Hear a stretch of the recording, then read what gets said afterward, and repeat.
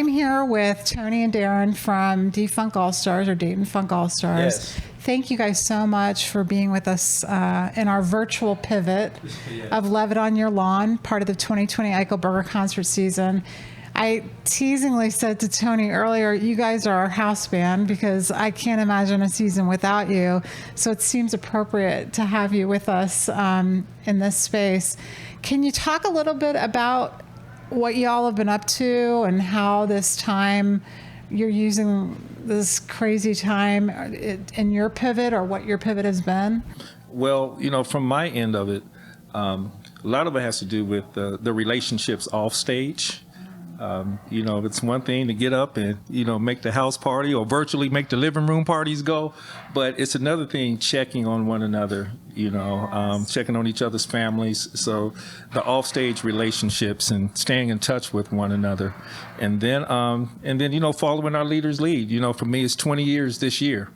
Oh, and continuing to grow. But from my end of it, staying in touch with everybody and staying safe. Yeah. Tony, how about you? What have you been up to these days? Well, multitasking, reinventing.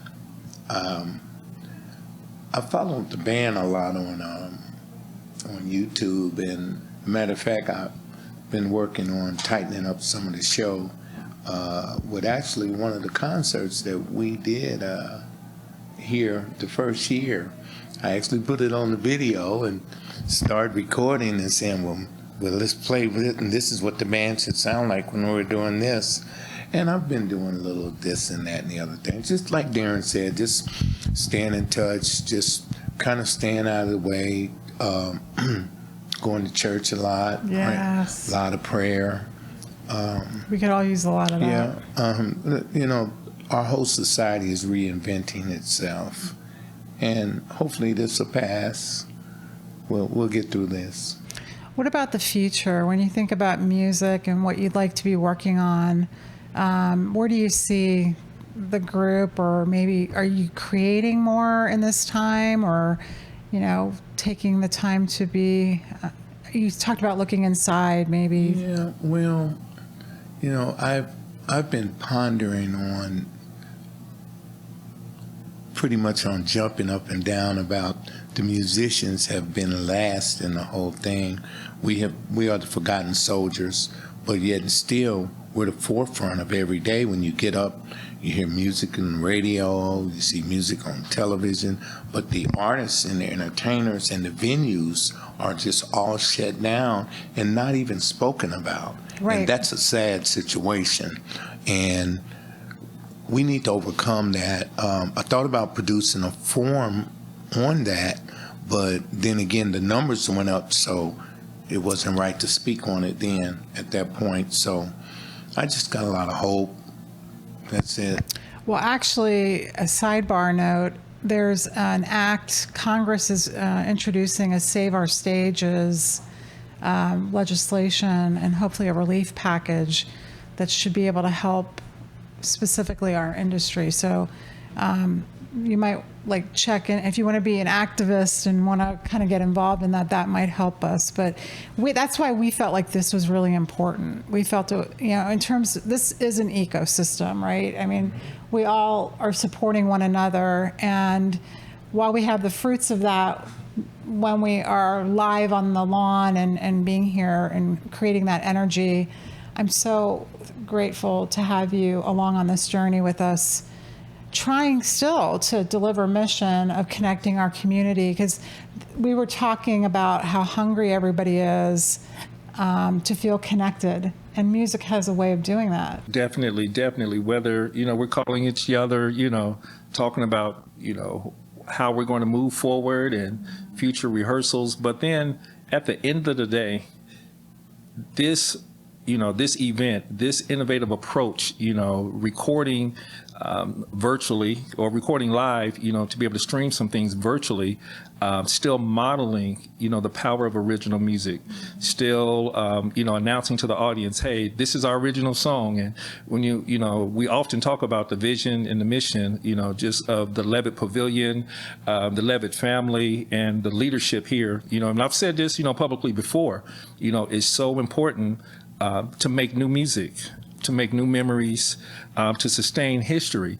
You know, I mean, I remember when I first started in the industry, and first thing, you know, Tony did was, you know, these guys had me out in LA, not to play music, but to be exposed to the industry.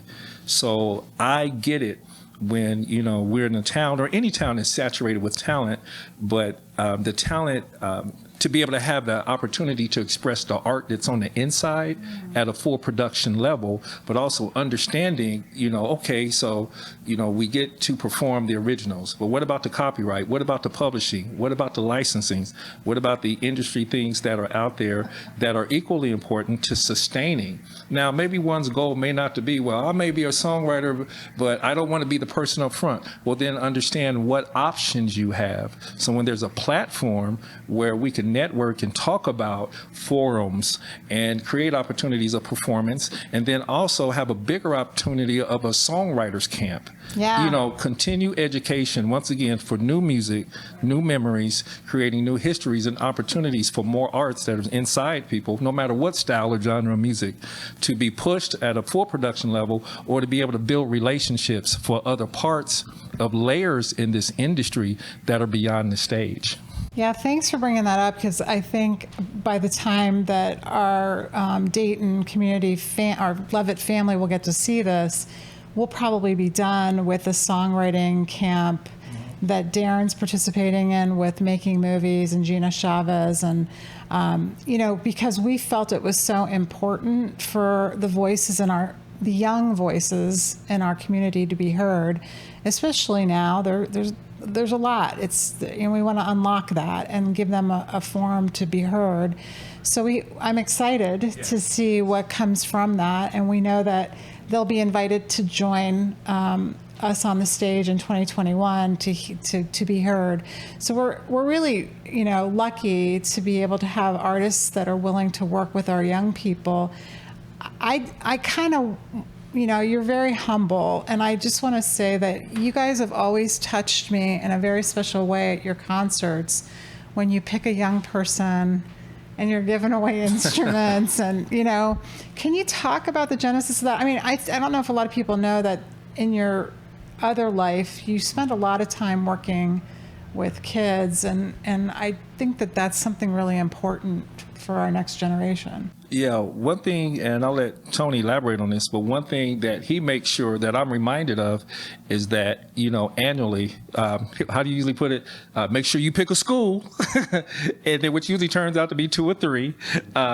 Make sure the last time we were here and we were giving away instruments, then he came up with, you know, we should get some balloon-shaped instruments. So I'm calling all over town, got people running to Centerville, to whatever store we got it from, but that's built in the model of what we're doing. And the thing is, you know, at our ages and this stages, yes, we have success under our belt. We have humbleness under our belt. But more importantly, we want to model things and bridge our experiences with also having the younger artists, or maybe even older and seasoned artists who are just now realizing that, hey, there are some other options here, especially here at the Levitt Pavilion, that we connect, but they have a voice, that they're being heard, that their artistry and their music, their original material is in a safe space.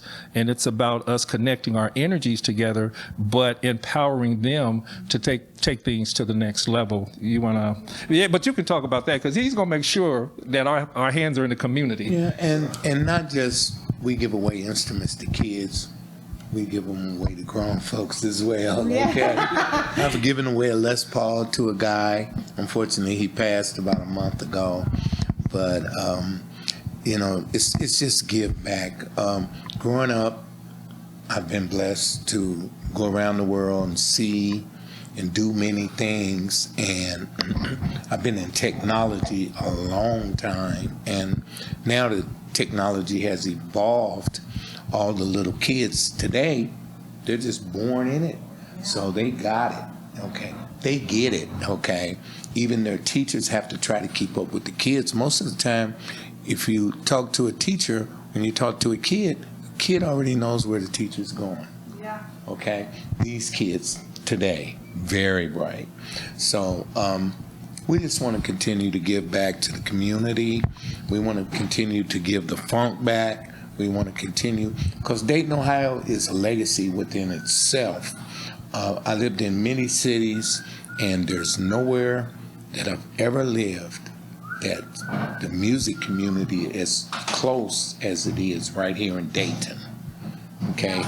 Yeah, very. And when you meet people from out of town and they say, "Oh, you're from Dayton, do you know Sugarfoot? Have you ever seen Roger?" And all these people, we had the privilege of growing up and being around just everyday people to us, but giants in music and in the world as people.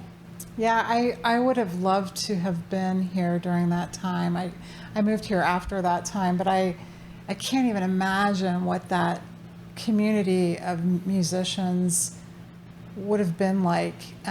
Would you say, like, even back then it was collaborative, like, or is that something that has happened more of late? I'm wondering, is there a difference in generations of musicians? Yes, it is. Back in the day, there were bands on every street in West Dayton, okay? And every band had its own personality. Groups like Slave, Sun, Heatwave, Phaso, Roger Zapp, Lakeside, Ohio Players, Shirley Dayton, Murdoch, Shirley Murdoch. Vesta lived here, Steve Arrington. So, Guided by Voices, it's just the Deal, Kim Deal. Actually, I was Kim Deal's first bass teacher. Oh, And no didn't have way. a clue that she was going to go ahead and become a giant with the Pixies. So, Dayton, this is just a great place.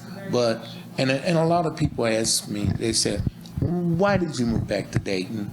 But I always say this: we all wake up to the same day. It's what you do with it that counts. Oh, I love that. Well, thanks, guys, for being a part of it again this year. We Absolutely. look forward to 2021. And thanks for taking a little time to share some of your stories with us and the Absolutely. community. I can't wait to have you back. Yeah. Thank you so much Thank for the you. opportunity. Thank All right. Thank you, and thank you. Bye-bye.